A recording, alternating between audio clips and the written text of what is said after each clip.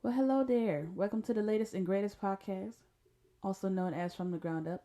I am your favorite host in the entire world for your favorite sports podcast in the entire world. And we are back with another episode. I know it's been a while since I've done an episode like this, the original way where I sit in the camera by myself and just talk to you guys like I normally do. I use the past couple episodes I've had guests.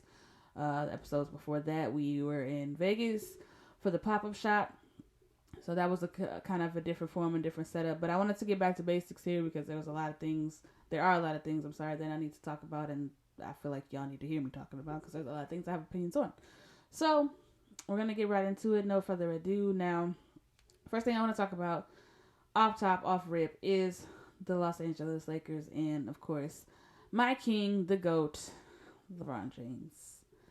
As you all know, or maybe not know, he did suffer recently a high ankle sprain. And this is also kind of on the eve of Anthony Davis is still out as well with his Achilles injury. So I've been getting a lot of questions of like how concerned I am about the Lakers' future as far as like in the playoffs and trying to go to the finals. One thing at a time, honestly, because them going to the playoffs is a serious concern considering the fact that LeBron's going to be out for the next 3 to 4 weeks. And they've got a good amount of games left. So if they lose a vast majority of those games, they could be on the verge of missing the playoffs and not even getting into the play-in situation if how depending on how it fares. So it is definitely a heavy concern. I don't know how I get in touch with LeBron's people. Like if somebody's got Savannah's direct number or like anybody close to him. If he would like to use one of my ankles so that he could come back and maybe we can make sure we make this push for the playoffs and we get into the playoffs, I'm more than willing to sacrifice my ankle because I mean I don't need it. Like I'm an average person. Like I don't really, what I'm saying, as long as I get. He don't even gotta shout me out or nothing like that. He can just take the ankle and go. Like I just need all the exclusive LeBrons. Like I have a list of like 10 shoes that I need, and if I can get those, I'm straight. Like you can have the ankle, bro. Like I don't need it back. Like we don't have to do none of that. You can keep it. You can have it as long as you are able to go and to do what you need to do, so that we can secure this fifth ring. So I can talk my shit. That's all I really care about. So if I have to sacrifice my ankle for that, then that's just what I'm gonna have to do. But in all seriousness, I am concerned just because, like I said, I wanted to make sure that they get into the playoffs. I think once they get into the playoffs, he'll be fine. We'll be fine. But also on the eve of that, I think as LeBron James fans, who are fans like myself, we have to understand that the time has come where our king is old. And he's not, I'm not going to say that he's washed just yet. I mean, we've seen what he's been able to do when he's healthy. This season, he's still in the MVP conversation, so I'm not gonna go as far as saying it's washed, but he's not Iron Man anymore. Like he doesn't bounce back the same from injuries anymore. He's not that same springy LeBron that could take an injury like that and still come out and play and be available for his team. Like it takes time. Like he has to like sit down and get more rest, and he can't. He's still durable, but he's not as durable just because time, age, father time, all of those things like. He can't play forever. As much as I would love to see it, and I'd love to see him compete till he was 70.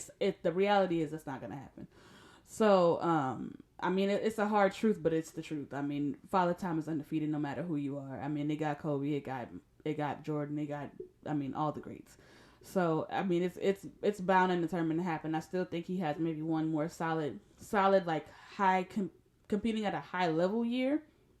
As far as like MVP caliber year, but I think after that, he's probably gonna be more of like a full time just facilitator kind of role. Like he's not gonna be trying to dominate and take over games the way he still is able to do now. Because physically, I don't think he's gonna be able to do it because those knick-knack injuries are gonna start to slowly but surely catch up. Like that little ankle roll is not gonna be the same at 37 as it was at 27 or it's at 23 or 24 or 20, whatever, in his early 20s in his prime. Like it's not going to be the same. It's just like us as regular people. Once you turn 30 or you get close to 30, I'm 29, so I'm experiencing this now.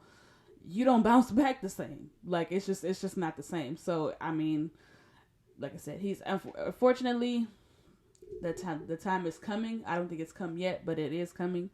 But like I said, as long as he gets this 5th ring so I can pop my shit, like, that's really all I'm concerned about. Like I said, he could have my ankle. He could have both ankles for real if he wants to. Like, I'll be home. I was about to say homeless. Lord, I will be, what's the word I'm looking for? Paralyzed. Or, not paralyzed, but I will be injured. I will take a lifetime injury. I can't think of the word that I'm thinking of right now. It's like right on my tongue, but it's one of those things. Listen, all I'm saying is I will be handicapped. That is the word I was looking for. I will be handicapped. If that means that LeBron James wins the 5th ring and I get to pop my shit. Because that's what it's really all about. Like, LeBron winning for me is like an opportunity for me to pop my shit. Like, I appreciate him winning, obviously, because he's my favorite player. I root for him. I think he's the GOAT. We've been over this. But the satisfaction that I get from being able to pop my shit to people, especially because I know so many LeBron haters, like, that's the best part. Like, when you walk in a room and don't nobody want to talk to you because they already know what's up.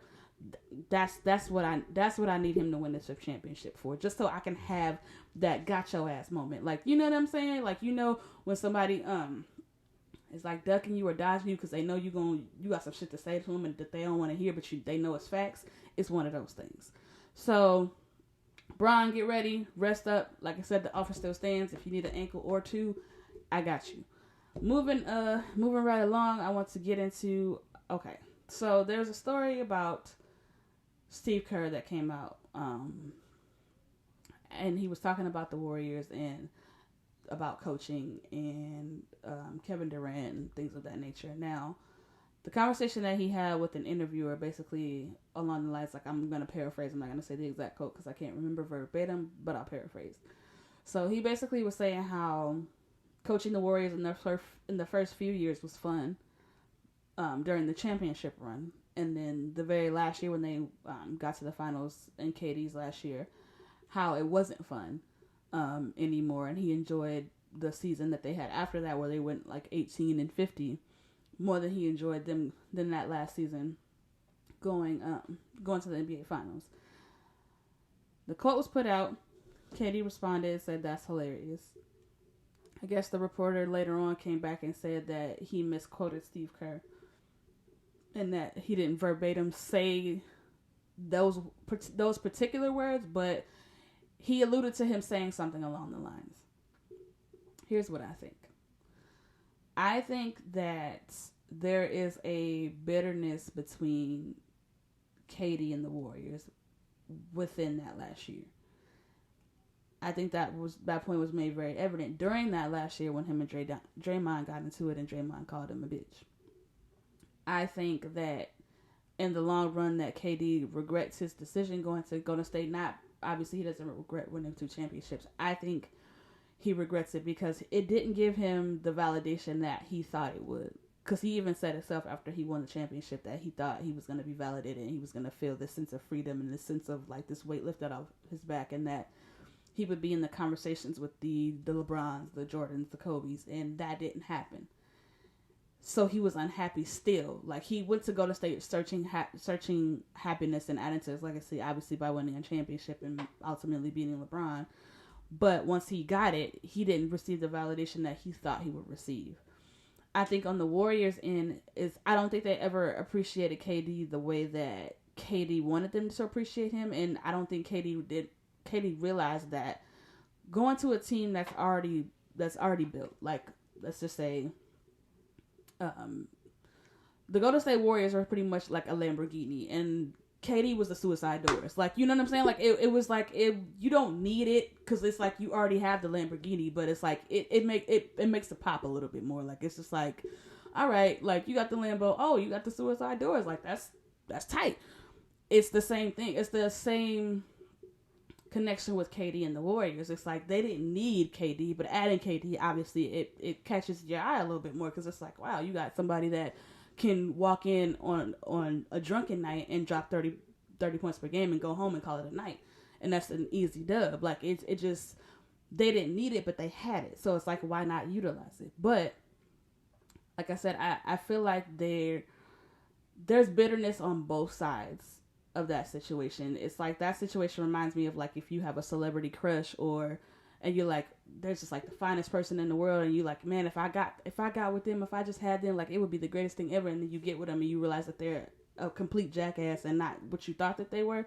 It's that. Because, again, like I said, KD was searching for something that he wasn't going to get in Golden State. Because Golden State is Steph Curry. Golden State is Klay Thompson. Golden State is Draymond Green.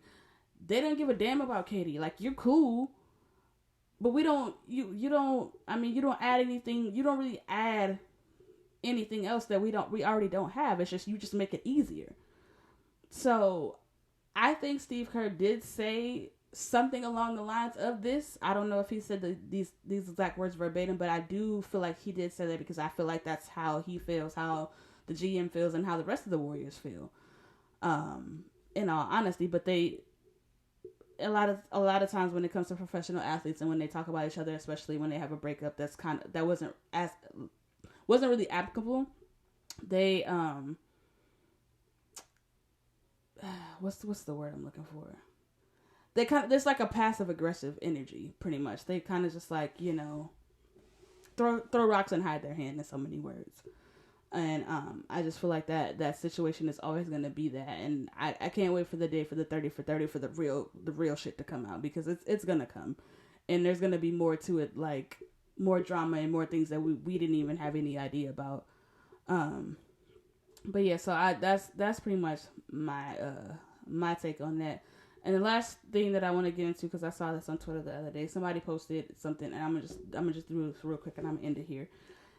Somebody said that at this point we all can agree that Kyrie Irving is better than Allen Iverson. Let me stop you right there.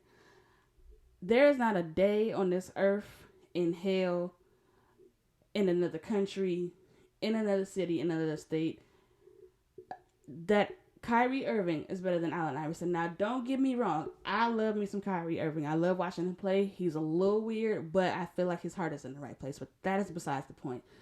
There is no way he's better than Allen Iverson. Now, he may be more efficient than Allen Iverson. He has a championship, which Allen Iverson doesn't have. But no, absolutely not. I don't know which one of you Gen Z ass, born ass, wet behind the ears ass, don't know no better, ain't never watched Allen Iverson play a day in their life ass, made up this stupid ass consensus that Kyrie Irving is better than Allen Iverson. Just because Kyrie Irving can do a couple dribbles between the legs and reverse it off of the backboard and into the moon, into the basketball hoop, does not mean that he's better than Allen Iverson. Allen Iverson is Allen Iverson. Like, let's call it what it is.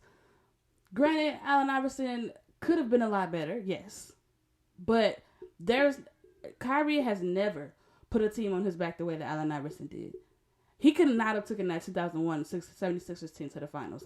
No way in the world. Like, until he wins another ring without LeBron James, that ring is predicated on LeBron James. I don't care what nobody says. Yes, he hit the shot. Wonderful. The shot doesn't happen out the block. Say what you want. But we're not going to do this. Like, we get into this prisoner of the moment where somebody's going off and they have a couple good seasons, string a couple good seasons in a row and do something that's is deemed otherworldly, and we start having these unrealistic comparisons. Stop it. Cut it out.